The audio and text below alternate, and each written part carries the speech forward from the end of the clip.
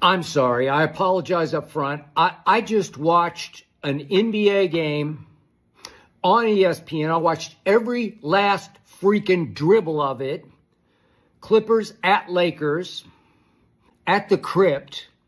And it put me, especially the fourth quarter, in a really foul mood. And I was already in a really foul mood thanks to what LeBron James said that I didn't know last night while I was making a video right here, this time 24 hours ago, in which I was raving about how great LeBron James is playing at age 40 in year 22. I mean, flat out raving, like stark raving mad, about how great LeBron is opposite Luka, with Luka taking a lot of the pressure off LeBron, the expectation off LeBron, but he is playing better at a higher level now, as I said last night, than he has in maybe the last 3 years that I've watched him as a Los Angeles Laker, and I do not miss a single dribble of a LeBron basketball game.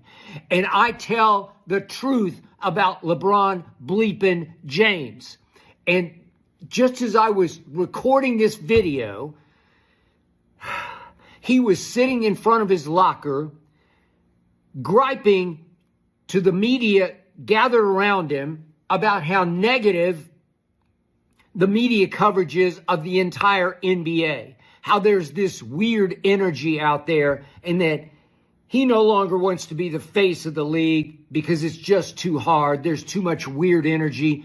And he understands why Ant-Man doesn't want to be the face of the league, because there's so much negative energy out there. LeBron, Ant-Man doesn't want to be the face of the league because he's not good enough to be the face of the league. Right now, you are good enough to still be the face of the league. Nobody has ever played as well as you have played, obviously, at age 40 in year 22. But this is what steams me about LeBron. It's always something he's got a bellyache about. It's never great enough. He is the most overprotected basketball superstar we have ever had. He's not even in the same universe as Michael Jeffrey Jordan. But still, most of the media just falls all over him, protects him, idolizes him, defends him to a fault, when he's been a lousy shooter all these years, and he's the greatest scorer in NBA history. And there's a lot of great to LeBron James. Great passer, was a great defender, obviously all-time greatest scorer. Obviously, on pure longevity, there's never been anything like him. But no, that's not enough for LeBron bleeping James. He's got to whine. He's got to cry. He's got to go thin-skinned. Oh, there's just such weird energy out there. I guess I'm the ringleader. I'm the leader of the negativity pack, the rippers and the slashers out there, because I tell the freaking truth about everything I see, including LeBron James. I say so much great about him. I call him LeBrain James because he's got the highest IQ since Magic Johnson. I call him LeBron James, BRAWN, because he takes such great shape of care of himself. He's in such great shape at 40. He's a man among children out there. Just bullies kids in the lane. Did it again tonight. But LeBron, forgive me for this, but when I watch, I say what I see. And I saw a nightmare of a game tonight. And I know it was a back-to-back for you guys, but you got to stay home. You got to sleep in your own bed. Okay, so you had to play 2 straight basketball games. And to your credit, you played. You played hard. You played well. You took a shot from Kawhi at the end of the game. You shook it off. I think you're going to be fine. But I wasn't fine watching the game, and I'm not going to sit still and lie about it and sugarcoat it and go sappy, silly, nutty after the game about how great it is to watch great NBA basketball. What'd you say, LeBron? It's got all forms of music in it. I get it. That was a nice analogy that you made. But tonight was like fingernails on a chalkboard to me in the fourth quarter, because I do love the game that you guys play, and I do intensely honor it when it's played the right way, and the fourth quarter was not played the right way. It was just hard to watch. The Clippers were hard to watch. You guys were hard to watch in the fourth quarter, LeBron. You managed to score 23 points and get outscored by a team that couldn't shoot straight in the fourth quarter. You lost the fourth quarter 25-23, and you should have blown the game. You tried everything in your power to blow the game. But James Harden, what a nightmare of a player he often turns into. So gifted. There have been times I've called him the greatest perimeter scorer I've ever seen back in his heyday with the Rockets. James Harden tonight in the game shot 5 of 22. He was 1 of 10 from 3. In the fourth quarter alone, James Harden was 0 of 5 from 3. 0 of 5 from the floor and 0 of 2 from 3 with 3 turnovers. And every time they had a chance, James Harden just upchucked all over the floor. Just like literally basketball vomited all over the floor. Dribbling into traffic, losing the basketball. He just looks like a shell of himself to me. I know just on pure skill, he can still figure it out and do okay. But the Clippers went 2 of 9 from 3 in the fourth quarter, or you would have lost tonight, LeBron. You know it, and I know it. For the game, the Clippers shot 9 of 37 from 3. 9 of 37, that's 24%, which, by the way, is what your new pal Luka is shooting from 3 as a Laker. But you got saved by Luka, who does have the clutch gene that you were not born with, because he actually sucked it up. Let's see, what would he have been? He wound up 3 of 9, so he was like one of 7 at that point. And right around the 6-minute and 5-minute mark, he actually made 2 big threes that turned the game, saved the game for you guys. 2 big threes, rainbow threes. Couldn't buy one for the game. Hasn't really been able to buy one for his Lakers stint. 24%.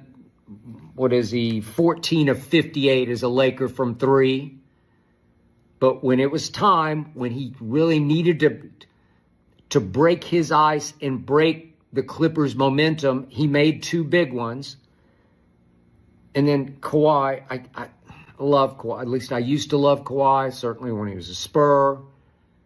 I've tried to re-love him as a Clipper, and I'm told he has some weird injury he suffered over All-Star break when he was trying to run trails, run some distance barefooted, which a lot of runners try to do. I'm a psycho runner, and I tried it for a while to run barefooted with those little slipper shoes on.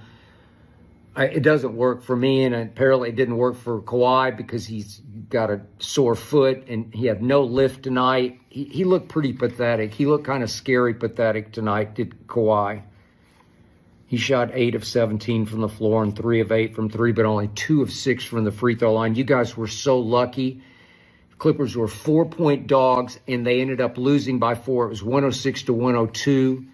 And you guys should have won it by 20, at least by 20. And you kept begging them to get back in the game. And James Harden kept dribbling it. He got one terrible non-call off Gabe Vincent's. He dribbled it off Gabe Vincent's foot, but Gabe kicked at the basketball. It should have been a kick ball, and it led to a layup. You guys were so incredibly lucky because I guess you all ran out of gas on a home back-to-back. You say you honor the way it used to be. It's what you told Scott Van Pelt in the postgame. You honor your previous generations. The previous generations played back-to-backs like crazy. I know I sound like a grumpy old man, but Michael Jordan, 11 times he played all 82 games.